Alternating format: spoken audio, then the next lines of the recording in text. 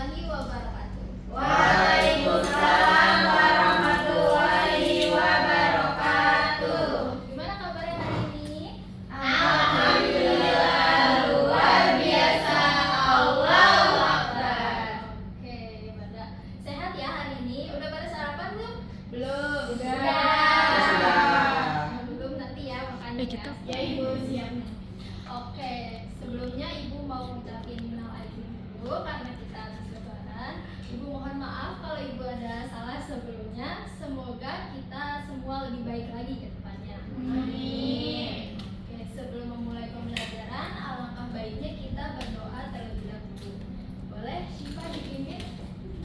Oke, sebelum memulai pembelajaran, alangkah baiknya kita berdoa terlebih dahulu. Berdoa.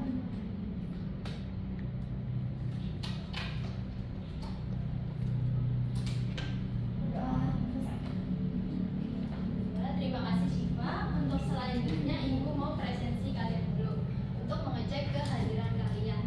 Tapi di sini Ibu mau ketika Ibu panggil namanya, kalian sebutin kata-kata hari ini atau quotes of the day dari kalian. Boleh tentang semangat belajar atau percintaan atau boleh. Oke, bisa ya? Yang pertama Maya Sri Nafisi Rega. Apa kata-kata kamu hari ini? Oke, untuk hari ini teman-teman selalu jadi versi terbaik dari pikiran dari sebelumnya. Bagus ya. Selanjutnya Muhammad Akmal. Hadir Bu, Ya, apa kata-kata kamu hari ini? hidup seperti Larry. Kenapa? Karena Larry itu kuat, kita harus menjadi keduanya yang kuat. Selanjutnya Nabila Diak Duha. Apa kata-kata kamu hari ini? Tetap tersenyum walaupun hati sedang hidup lah. Kenapa deg-degan? Banyak yang dikirim juga kita itu tetap senyum. Ya. Ketemu orang harus senyum selalu teman supaya menambah pahala. Nah, bagus. Oke, selanjutnya Nadia Nur Aziza. Apa kata-kata kamu hari ini? Tetap semangat walaupun gak ada yang semangat. Semangat tadi ya. Tolong dong disemangatin. Semangat ya. Oke, selanjutnya Siti Mesalo. Hadir Bu. Ya, apa kata-kata kamu hari ini? Jangan menyerah, kita bentar lagi lulus. Yang Ya, amin. Amin. Kita lulus dengan baik ya. Amin ya Allah. Selanjutnya Siva Amelia Sunardi. Hari kita semangat walaupun banyak beban.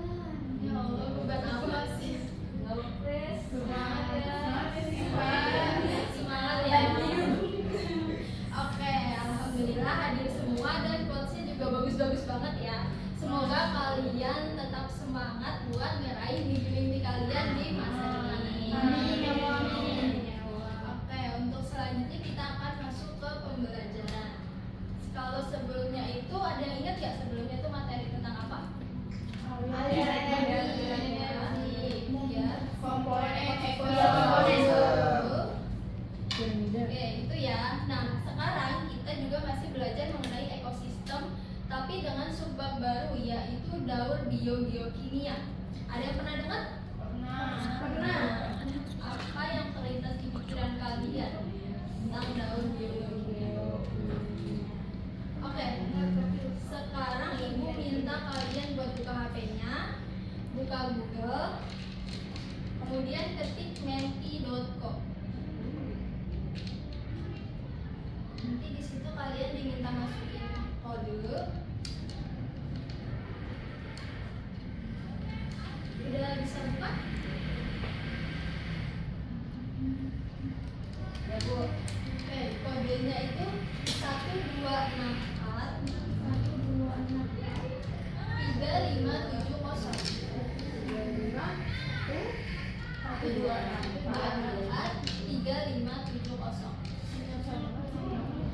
Sinyalnya ya, udah Bu. Oke, udah bisa. Nah, di situ ada pertanyaan. Apa yang terlintas di pikiran kalian jika mendengar kata daur biogeokimia?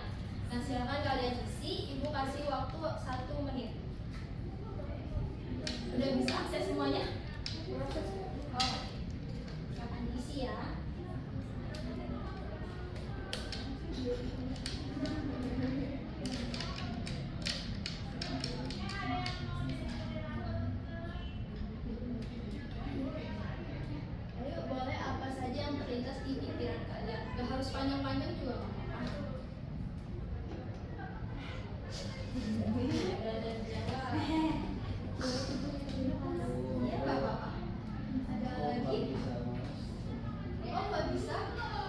ujian karena panen. Oh, boleh harus ketemu ya. Oke, udah 3 ya. Tujuh, ayo. Mungkin 2 lagi.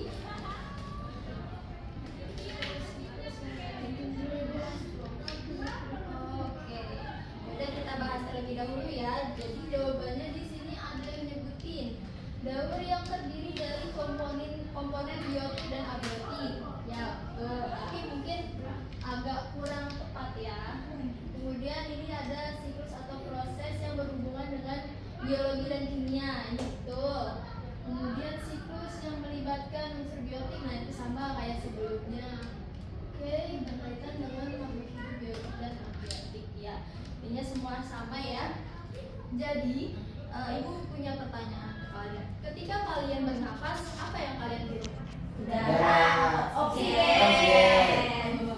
Nah, ketika udara tersebut kalian hirup, kemudian terjadi proses respirasi, kalian mengeluarkan apa? Karbon dioksida. Betul. Nah, kedua gas tersebut, oksigen dan karbon dioksida itu ada di mana? Udara. Di sekitar kita. Ya, ada di lingkungan kita ya. Nah, itulah daur biokimia. Jadi, daur biokimia ini adalah peredaran unsur kimia dari lingkungan melalui komponen biotik dan kembali lagi ke lingkungan. Jadi, siklusnya tuh dari abiotik ke biotik, kemudian kembali lagi ke abiotik. Bisa dipahami? Ada yang masih bingung? Jadi Dari biotik. dari lingkungan, kemudian melalui kita proses lewat biotik lewat makhluk hidup. Apa aja makhluk hidup tadi? Hewan, tumbuhan. ya. Nah, kemudian kembali lagi ke lingkungan. Bisa dipahami? Bisa. Oke. Nah, tujuan pembelajaran kita hari ini diharapkan peserta didik dapat menciptakan solusi atas permasalahan kehidupan sehari-hari yang berkaitan dengan daur biokimia. Jadi nanti ibu akan minta kalian untuk merancang suatu proyek sebagai solusi atas permasalahan daur biokimia. Tapi sebelum ke situ, ibu punya pertanyaan lagi. Apa tujuan dari daur biokimia? Boleh diisi, ibu kasih waktu 1 menit.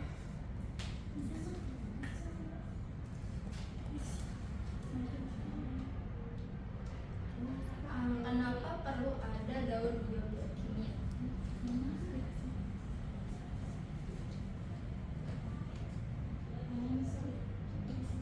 Oke, udah ada 1 yang menjawab menghasilkan APP. Ada lagi ayo. Ini 2 orang.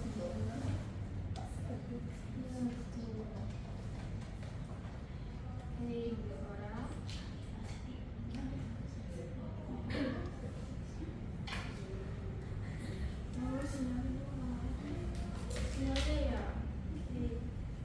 Untuk kehidupan makhluk hidup. Masih 3 lagi yang belum isi. Oke.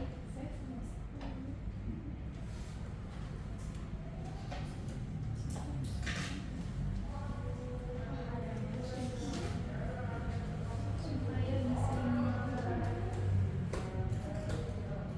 Oke. Ada lagi? Udah isi semua? Belum sinyal ya. Oke, kita bahas yang di sini dulu ya. Di sini ada yang nyebutin menghasilkan ATP. Ya, betul. Karena nanti ada salah satu daur biokimia yang menghasilkan ATP. Kemudian supaya sumber daya tidak habis dan karena kembali lagi. Ya, betul. Jawab ini. Kemudian untuk kehidupan makhluk hidup, ya betul. Supaya bisa hidup. Ya, benar. Sebagai siklus materi yang mengembalikan unsur. Iya, betul. Jadi jawabannya ini betul semua ya. Tapi di sini ibu mau menyempurnakan lagi. Jadi tujuan dari daur biokimia adalah keseimbangan ekosistem dapat terjaga supaya makhluk hidup tersebut bisa hidup, bisa ya benar supaya bisa hidup, supaya tidak habis dan bisa beregenerasi ke masa-masa selanjutnya. selanjutnya. Jadi itu ya tujuannya, bisa dipahami? Bisa. Oke. Untuk selanjutnya, apa saja macam-macam daur biogeokimia? Ibu kasih waktu 2 menit. Kalian bisa ngisi lebih dari 1 atau 2 atau 3 dan lain sebagainya boleh.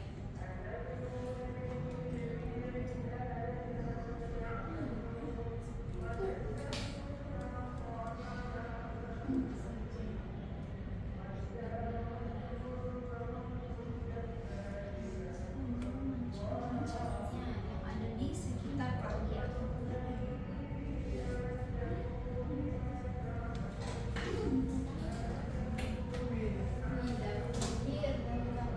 Ayo lagi. Lagi.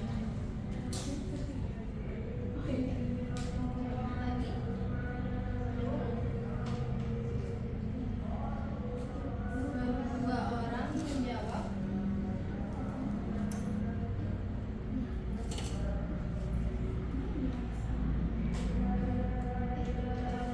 Iya, salah.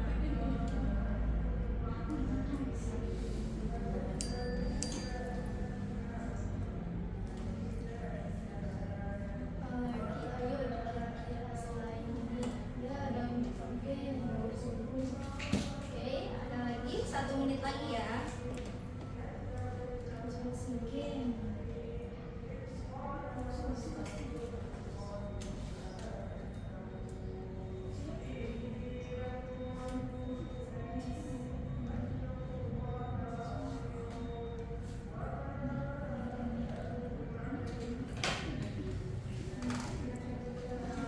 Ayo, siapa lagi yang belum mengisi?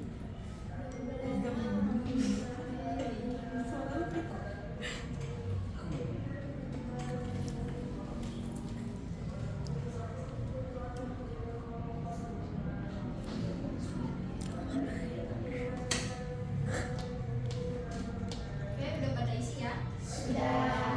Oke, nah, jadi betul di sini ada beberapa macam daur biogeokimia. Oke, kita bahas satu-satu ya. Yang pertama itu ada daur air. Betul tadi yang nyebutin daur air. Daur air adalah pergerakan air dari bumi menuju ke atmosfer dan kembali lagi ke bumi yang terjadi secara terus-menerus sehingga membentuk sirkulasi. Nah, di sini ada skema daur air. Ada yang mau volunteer ngejelasin skema daur air? Di sini udah ada yang cukup jelas. Ada yang mau coba? Daur air.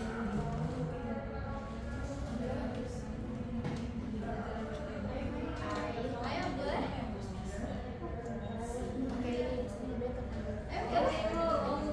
Mulai Saro maju.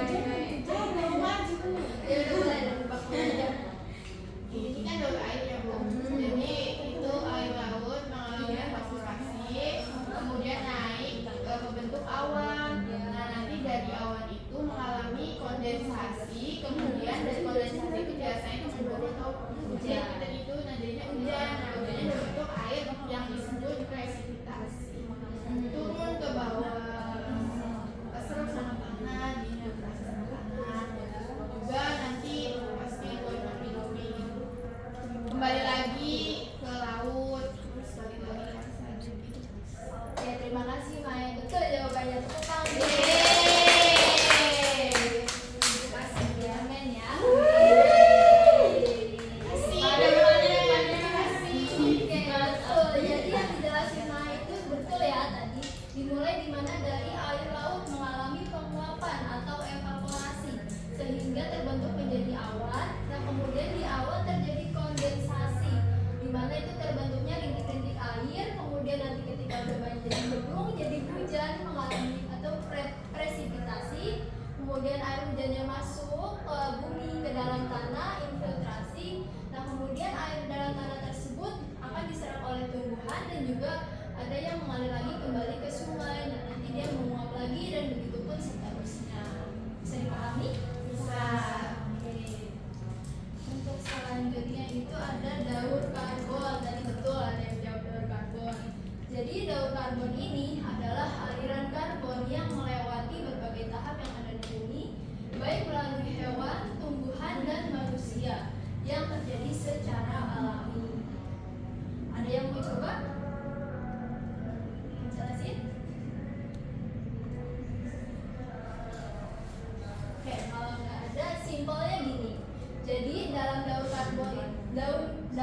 karbon itu terjadi dua proses, yaitu respirasi dan fotosintesis. Kenapa gitu? Karena tadi kan seperti yang dijelaskan sebelumnya, di mana manusia kan menghirup oksigen ya, kemudian dia melepaskan karbon dioksida. Nah kemudian karbon dioksida ini nanti akan diserap oleh tumbuhan untuk melakukan proses fotosintesis.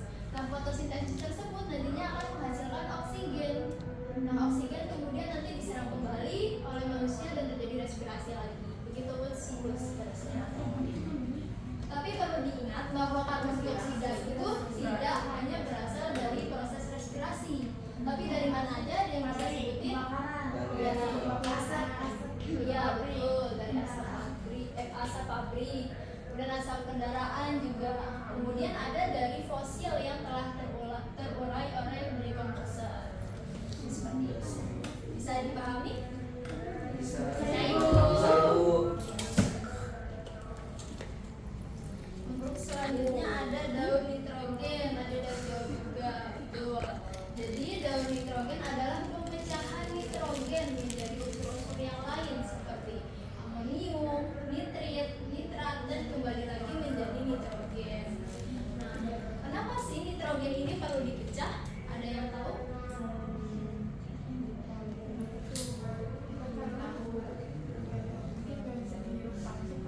Iya betul. Manusia sekali. Oke betul. Jadi nitrogen ini tidak bisa dihirup langsung oleh makhluk hidup. Oleh karena itu perlu diurai menjadi senyawa-senyawa lain seperti amonium, nitrit, dan nitrat. Nah, diurainya ini dengan apa? Dengan bakteri dan jamur. Jadi intinya seperti itu ya singkatnya. Untuk selanjutnya ini ada daun sulfur atau daun belerang, tadi ada yang nyebutin, itu betul. Jadi daun sulfur ini merupakan suatu rangkaian perpindahan suatu zat kimia yang memiliki kandungan unsur belerang atau sulfur yang berada di permukaan bumi. Ada yang tahu nggak sih sulfur ini tuh berasal dari apa aja? Dari gunung. Ya Letusan betul. gunung. Kawah. Ya betul. Jadi sulfur ini berasal dari erupsi Gunung Merapi. Selain itu, sulfur itu juga berasal dari fosil-fosil juga. Namun senyapanya beda. Kalau yang dari Gunung Merapi itu sulfida dioksida. Nah, sedangkan kalau yang dari fosil dia hidrogen sulfida. Kemudian ketika di awan dia akan berubah menjadi sulfat. Nah, kalau kandungan sulfat ini banyak di awan, maka akan terjadi hujan asam. Nah, itu nggak bagus buat ekosistem. Bahaya juga ya buat manusia. Iya betul. Tuh, ya gitu ya. Untuk selanjutnya yang terakhir itu ada daur fosfor, yaitu merupakan suatu proses perubahan fosfor anorganik menjadi fosfat anorganik menjadi fosfat organik yang kembali lagi menjadi anorganik secara terus menerus. Ada yang tahu nggak sih fosfat itu dari apa aja? Batu. Ya betul, dari batu-batuan. Dari makhluk itu juga bisa ya, buat. Iya betul, dari makhluk hidup. Nah kalau yang dari makhluk hidup itu fosfatnya bersifat organik.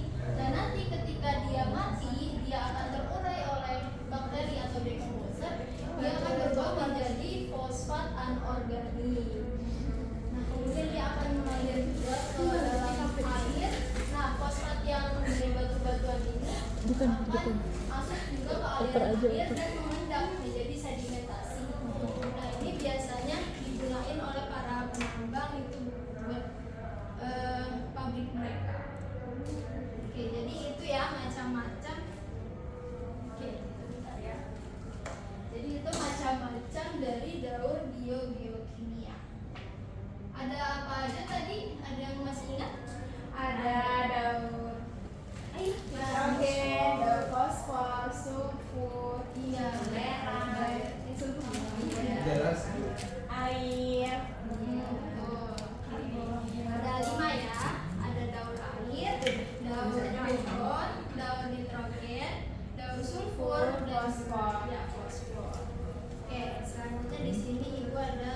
Gambar. Ini gambar apa? Selain sampah ini ada apa? Air. Ini Banjir. Kenapa terjadi banjir?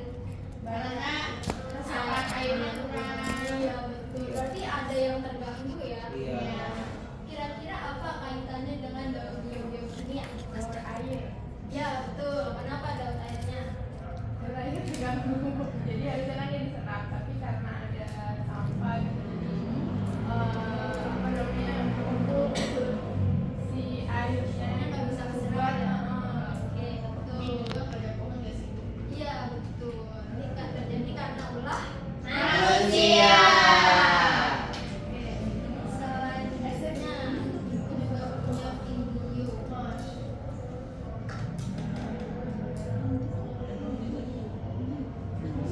Apa ya kalau di suaranya? Jadi intinya ini suatu permasalahan.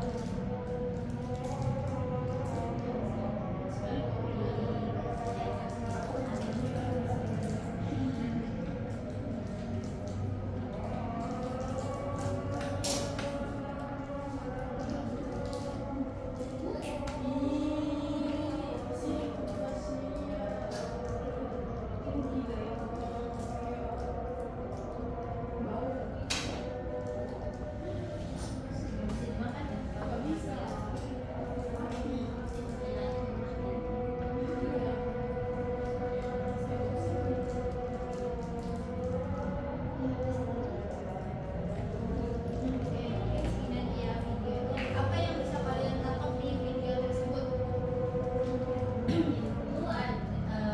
Airnya itu tercemar karena adanya belerang. Iya. Belerang itu bikin si air mati. Iya betul. Jadi kalau kebanyakan belerang nggak ada daunnya itu bisa masukkan juga ke dalam.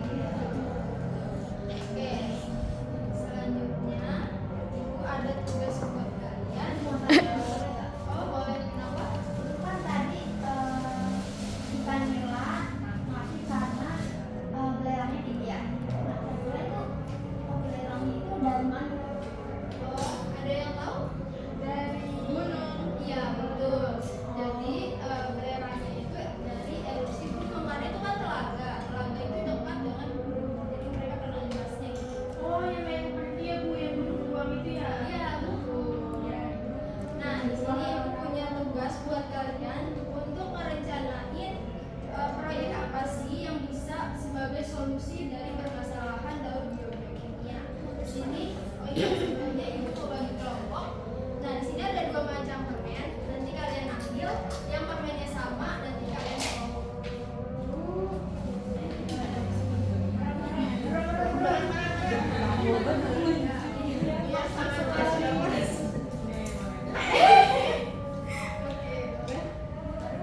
Kayak beruntung banget ya hari ini siswa. Tapi kita nggak janjian loh.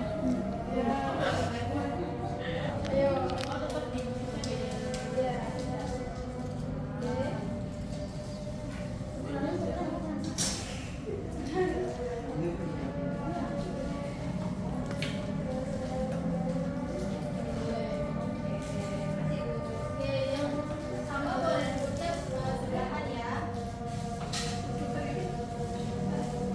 Di sini ibu ada 2 LKPD, ini tentu ini ya. Geser.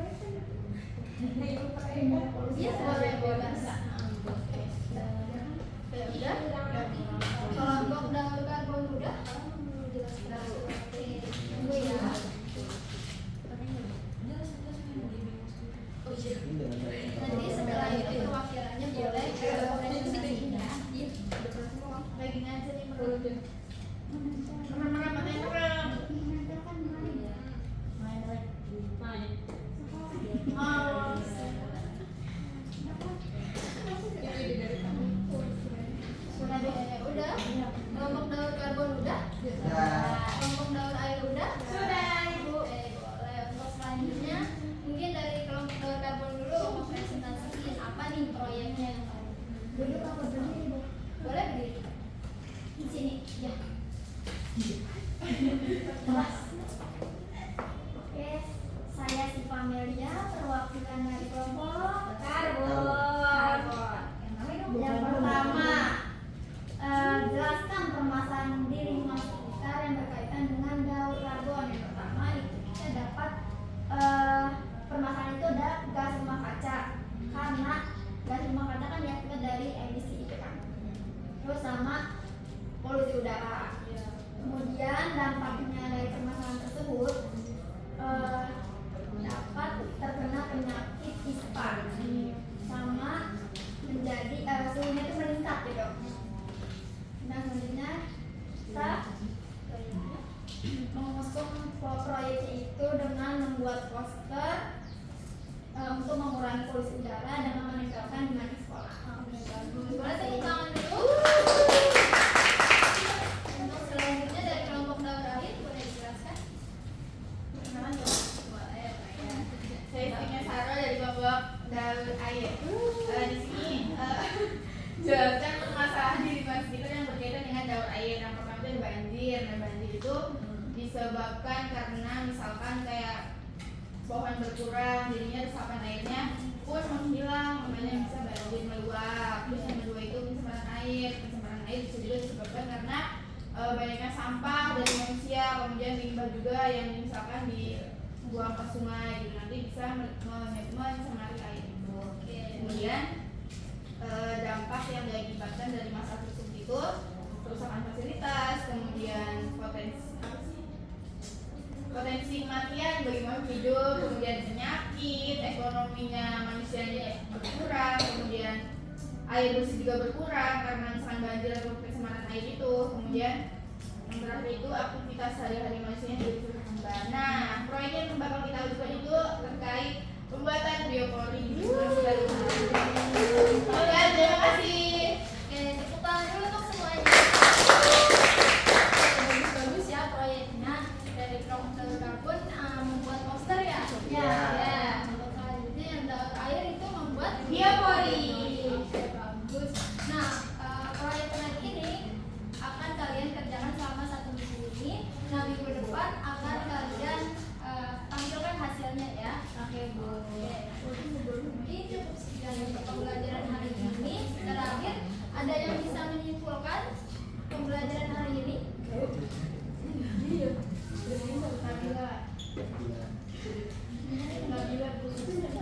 Ayo, siapa yang bisa menyimpulkan?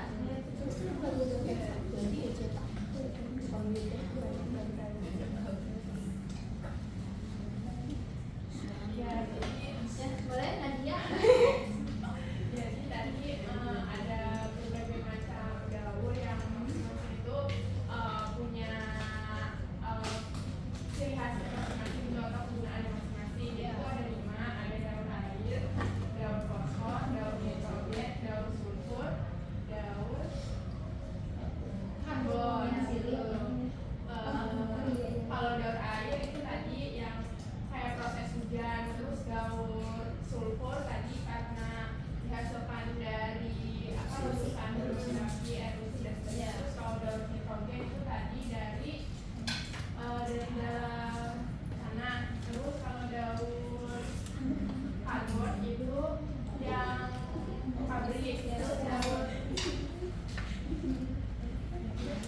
Oke, terima kasih Nadia yang mau menambahkan. Cukup. Sempurnakan ya. Jadi daur biokimia itu adalah peredaran unsur kimia dari lingkungan ke komponen bionik ke lingkungan lagi. Nah, tujuannya untuk menjaga keseimbangan ekosistem. Macam-macamnya itu tadi ada 5. Apa aja? daur sulfur, Sulfur,